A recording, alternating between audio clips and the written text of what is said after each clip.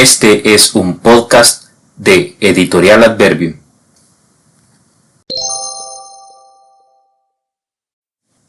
Hola, bienvenidos. Buenos días, buenas tardes, buenas noches, dependiendo de cuándo y a qué hora escuchen este podcast. Mi nombre es Edwin Enrique Soria y este es el podcast Instrucciones para un cuento.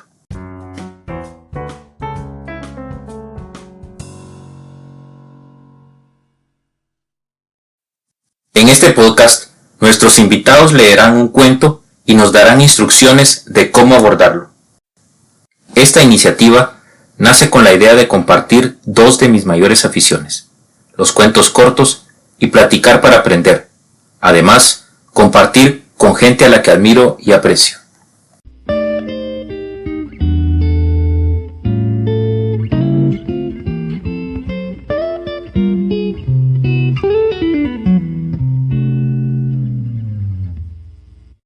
Hoy nos acompaña Abril Soria López, de 13 años, estudiante de segundo básico, devoradora de libros, nadadora, amante de las bajadas en bicicleta. Hola Abril, gracias por aceptar la invitación. Gracias a ti por invitarme. El cuento que elegiste para leer desde que hablamos es Los Pocillos, de Mario Benedetti. ¿Qué te llamó la atención para elegir el cuento o el autor? Me llamó la atención el cuento, no tanto el autor, y me llamó la atención porque el final que da es muy intrigante sobre lo que pudo haber pasado. Perfecto. ¿Por qué no entonces empiezas a leer el cuento para ver cómo nos va? Claro. Los Pocillos, de Mario Benedetti. Los pocillos eran 6, 2 rojos, 2 negros, 2 verdes y además importados, irrompibles, modernos. Había llegado como regalo de Enriqueta en el último cumpleaños de Mariana, y desde ese día el comentario de cajón había sido que podía combinarse la taza de un color con el platillo de otro. Negro con rojo queda fenomenal, había sido el consejo estético de Enriqueta. Pero Mariana, en su discreto rasgo de independencia, había decidido que cada pocillo sería usado con su plato del mismo color. «El café ya está pronto. ¿Lo sirvo?», preguntó Mariana. La voz se dirigía al marido, pero los ojos estaban fijos en el cuñado. Este parpadeó y no dijo nada. Pero José Claudio contestó: «Todavía no. En un ratito. Antes quiero fumar un cigarrillo». Ahora sí, ella miró a José Claudio y pensó por milésima vez que aquellos ojos no parecían de ciego. La mano de José Claudio empezó a moverse, tanteando el sofá. «¿Qué buscas?», preguntó ella. «El encendedor. A tu derecha». La mano corrigió el rumbo y halló el encendedor. Con este temblor que da el continuado afán de búsqueda, el pulgar hizo varias veces la ruedita, pero la llama no apareció. A una distancia ya calculada, la mano izquierda trataba infructuosamente de registrar la aparición del calor. Entonces Alberto encendió un fósforo y vino en su ayuda. «¿Por qué no lo tiras?», dijo con una sonrisa que, como toda sonrisa para ciegos, impregnaba también las modulaciones de la voz. «No lo tiro porque le tengo cariño. Es un regalo de Mariana». Ella abrió apenas la boca y recorrió el labio inferior con la punta de la lengua, un modo como cualquier otro de empezar a recordar. Fue en marzo de 1953, cuando él cumplió 35 años y todavía veía.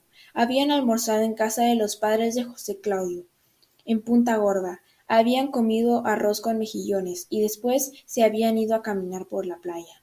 Él le había pasado un brazo por los hombros y ella se había sentido protegida, posiblemente feliz o algo semejante. Habían regresado al apartamento y él la había besado lentamente, morosamente, como besaba antes. Habían inaugurado el encendedor con un cigarrillo que fumaron a medias. Ahora el encendedor ya no servía. Ella tenía poca confianza con los conglomerados simbólicos, pero, después de todo, ¿qué servía aún de aquella época? «Este mes tampoco fuiste al médico», dijo Alberto. «No». «¿Quieres que te sea sincero?». «Claro». Me parece una idiotez de tu parte. ¿Y para qué voy a ir? Para oírle decir que tengo una salud de roble, que mi hígado funciona admirablemente, que mi corazón golpea con el ritmo debido y que mis intestinos son una maravilla. ¿Para eso querés que vaya? Estoy podrido en mi notable salud sin ojos. En la época anterior a la ceguera, José Claudio nunca había sido un especialista en la exteriorización de sus emociones. Pero Mariana no se había olvidado de cómo era ese rostro antes de adquirir esa tensión, ese resentimiento. Su matrimonio había tenido varios momentos. Eso no podía ni quería ocultarlo, pero cuando estalló el infortunio, él se había negado a valorar su amparo y refugiarse en ella. Todo su orgullo se concentró en un silencio terrible, testarudo, un silencio que seguía siendo tal, aun cuando se rodeara de palabras. José Claudio había dejado de hablar de sí. De todos modos, debería ir, apoyó Mariana. Acordate de lo que siempre te decía Menéndez. ¿Cómo no? Que me acuerdo. Para usted no está todo perdido. Ah, y otra frase famosa. La ciencia no cree milagros. Yo tampoco creo milagros. ¿Y por qué no aferrarte a una esperanza? Es humano. De veras habló por un costado del cigarrillo. Y porque se había escondido en sí mismo, pero Mariana no estaba hecha para asistir, simplemente para asistir a un reconcentrado. Mariana reclamaba otra cosa, una mujercita para ser exigida con mucho tacto. Eso era. Con todo, había bastante margen para esa exigencia. Ella era dúctil. Cada una calamidad que él no pudiese ver, pero esa no era la peor desgracia. La peor desgracia era que estuviese dispuesto a evitar, por todos los medios a su alcance, la ayuda de Mariana. Él menospreciaba su protección, y a Mariana hubiera querido sinceramente, cariñosamente, piadosamente, protegerlo. Bueno, eso era antes. Ahora no. El cambio se había apoderado con lentitud. Primero fue un decaimiento de la ternura, el cuidado, la atención, el apoyo, que desde el comienzo estuvieron rodeados de un halo constante de cariño. Ahora se había vuelto mecánicos. Ella seguía siendo eficiente, de eso no cabía duda, pero no disfrutaba manteniéndose solicitada. Después fue un temor horrible frente a la posibilidad de una discusión cualquiera. Él estaba agresivo, dispuesto siempre a herir, a decir lo más duro, a establecer su crueldad sin posible retroceso. Era increíble cómo hallaba a menudo, aun las ocasiones menos propicias, la injuria refinadamente certera, la palabra que llegaba hasta el fondo, el comentario que marcaba a fuego. Siempre desde lejos, desde muy atrás de su ceguera, como si ésta oficiara el muro de contención para el incómodo estupor de los otros. Alberto se levantó del sofá y acercó al ventanal. «¡Qué otoño desgraciado!» dijo. ¿Te fijaste? La pregunta era para ella. No, respondió José Claudio. Fíjate vos por mí. Alberto la miró. Durante el silencio se sonrieron, al margen de José Claudio, y sin embargo a propósito de él. De pronto Mariana supo que se había puesto linda. Siempre que miraba a Alberto se ponía linda. Él se lo había dicho por primera vez la noche del 23 de abril del año pasado, hacía exactamente 1 año y 8 días, una noche en que José Claudio le había gritado cosas muy feas, y ella había llorado, desalentada, torpemente triste, durante horas y horas, es decir, hasta que había encontrado el hombro de Alberto y se había sentido comprendida y segura, de donde extraería Alberto esa capacidad de entender a la gente. Ella estaba con él o simplemente lo miraba, y sabía de inmediato que él la estaba sacando del apuro. Gracias, había dicho entonces, y todavía ahora la palabra llegaba a sus labios directamente desde su corazón, sin resentimientos intermediarios, sin usura. Su amor hacia Alberto había sido en sus comienzos gratitud, pero eso que ella veía con toda nitidez no alcanzaba a despreciarlo. Para ella querer había sido siempre un poco agradecer, a otro poco probar la gratitud. A José Claudio en los buenos tiempos le habría agradecido que él, tan brillante, tan lúcido, tan sagaz, se hubiera fijado en ella. tan insignificantemente. Había fallado en lo otro, en eso de provocar la gratitud, y había fallado tan luego en la ocasión más absurdamente favorable, es decir, cuando él parecía necesitarla más. A Alberto, en cambio, le agradecía el impulso inicial, la generosidad de ese primer socorro que le había salvado de su propio caos, y sobre todo ayudándolo a ser fuerte. Por su parte, ella había provocado su gratitud. Claro que sí, porque Alberto era un alma tranquila, un respetuoso de su hermano, un fanático de equilibrio, pero también, y en definitiva, un solitario. Durante años y años, Alberto y ella habían mantenido una relación superficialmente cariñosa, que se detenía con espontánea discreción en los umbrales de tunteo, y sólo con contadas ocasiones dejaba entrever una solidaridad algo más profunda. ¿Acaso Alberto envidiaría un poco la aparente felicidad de su hermano, la buena suerte de haber dado con una mujer que él consideraba encantadora?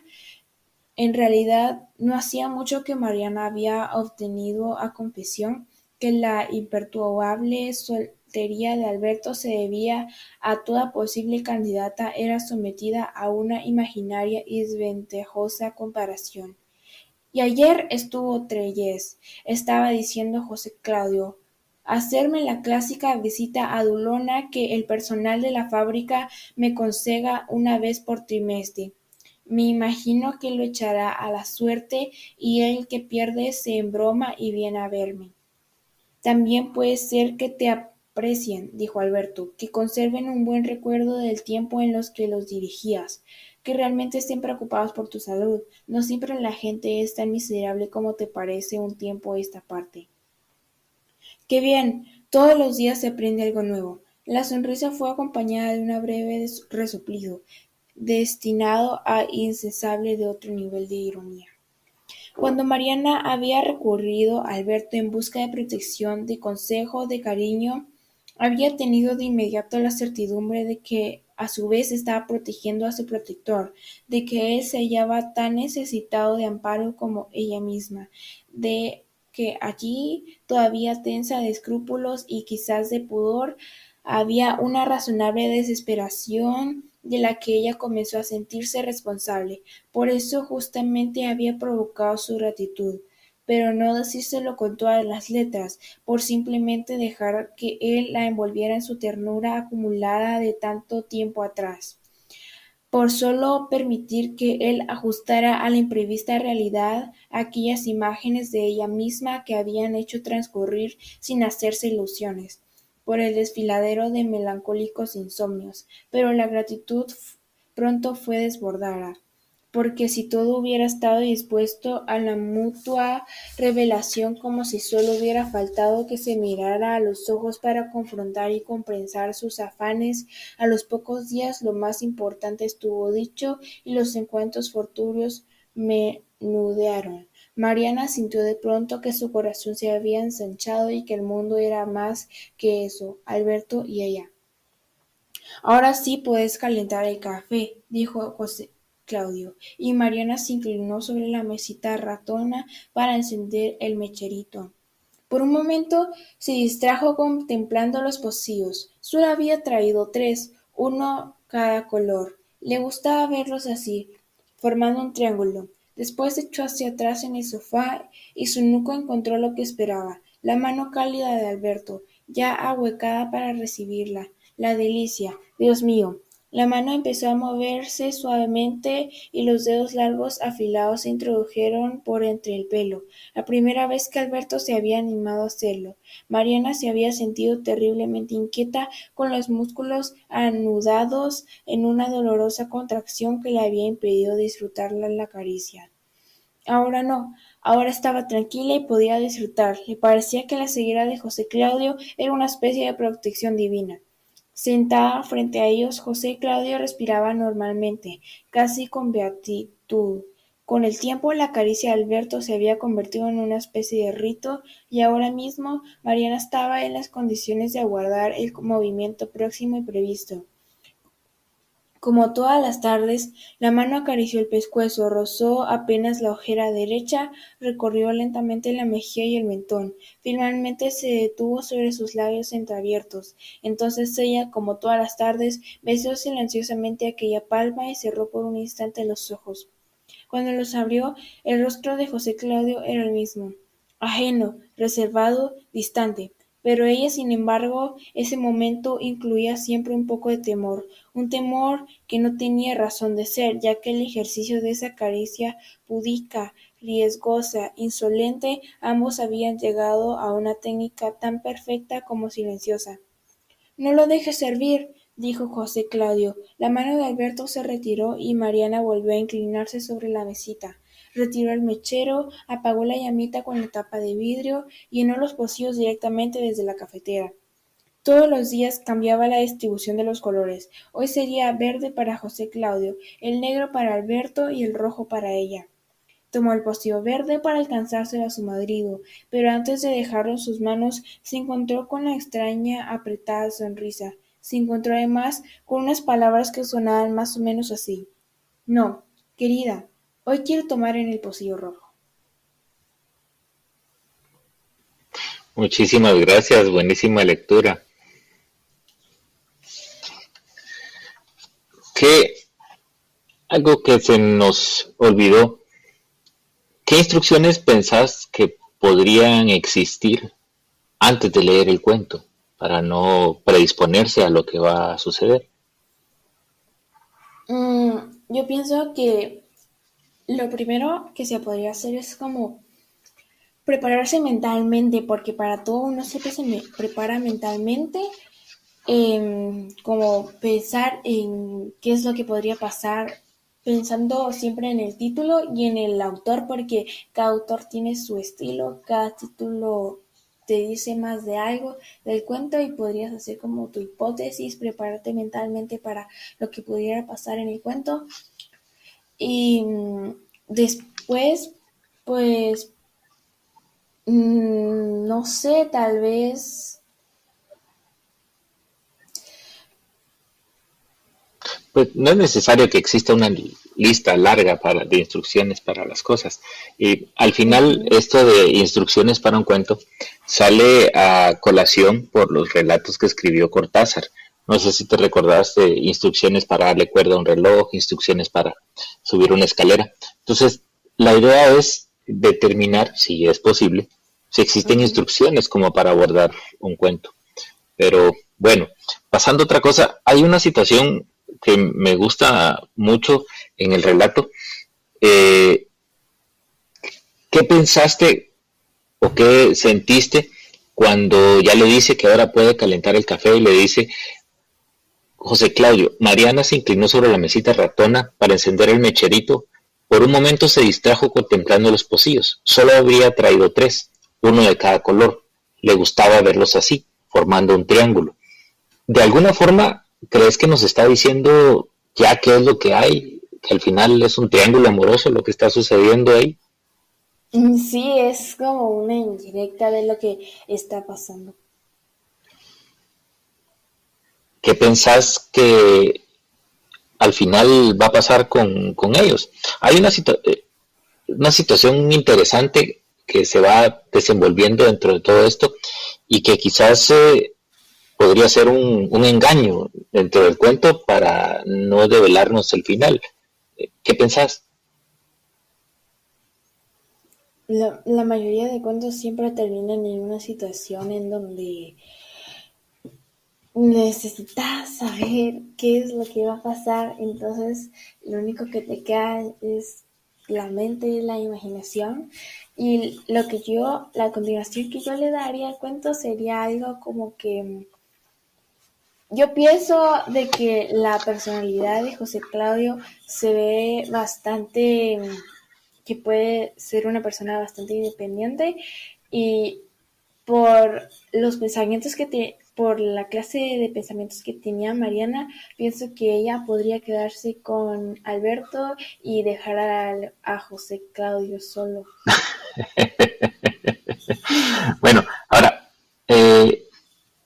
hay una conexión que yo veo que no solo en el título, sino que en el inicio del cuento nos está dando un tip para cómo va a cerrar el cuento, porque al inicio dice que habla de los pocillos, o sea, nos prepara con el título, y después nos dice cómo eran los pocillos y que cada uno tenía un color distinto y que podía hacerse una combinación entre dos colores para poder usarlos, pero que ella iba a hacer las cosas como debería.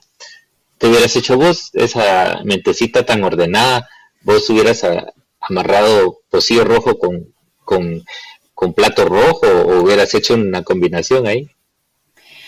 Yo hubiera puesto cada color con cada color porque también yo haría eso, me gusta ordenar y si hubiera agarrado la taza roja con el plato rojo y la taza negra con el plato negro. Sin embargo, aún con todo el orden que tiene dentro de su cabecita, pues se le metió algo que no debería haber sucedido y está, pues, lo que a mí me invita a pensar es que hay un triángulo amoroso y que hay algo que va a suceder ahí y que, pues, el marido se dio cuenta en cualquier caso de lo que estaba pasando ya. ¿Será que él veía algo o lo intuía o qué pensás que sucedió? Porque no termina el cuento de desvelarnos toda la verdad. Sí, no termina y la verdad y pienso que posiblemente no vea completamente como una persona normal, pero tal vez posiblemente sabiendo el orden que tenía Mariana para las cosas, pudo intuir que ella tenía un orden para los pocillos cada día y dijo pues de plano que lo hace, mezcle los colores y tal vez pensó pues hoy quiero el rojo, así que de plano pensó pues hoy no me toca el rojo y le voy a pedir que sea el rojo o posiblemente no sea totalmente ciego, sino que tal vez sí mire un poco los colores, no sea así puro negro lo que vea, sino que sí me mire un poco y que por eso pudo ver algo. O realmente que sí mire y que haya mentido todo el tiempo.